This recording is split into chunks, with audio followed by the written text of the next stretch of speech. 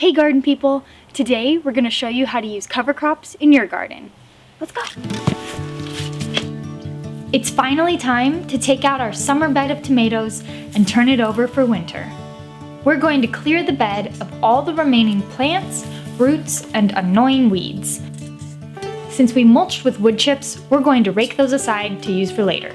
Now our bed is ready for cover cropping. But what the heck are cover crops? Well, it's exactly like it sounds. It's a crop that covers your garden. You can use them in any season to improve soil health, smother weeds, increase biodiversity, and bring a whole bunch of benefits to your growing space. The main types of cover crops are grasses, legumes, brassicas, and non-legumes. Our cover crop selection includes buckwheat, crimson clover, and common vetch.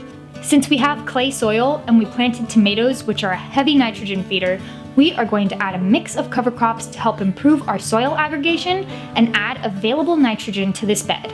With a little compost and water added to the bed, we will broadcast a few handfuls of these seeds over the planting area and rake them in so they are just below the soil surface.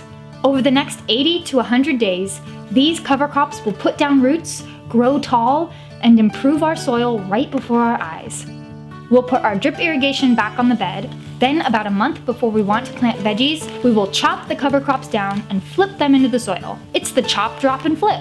Tune in early next year to see how and why we do that process. Until then, happy cover cropping, and subscribe for more gardening tips.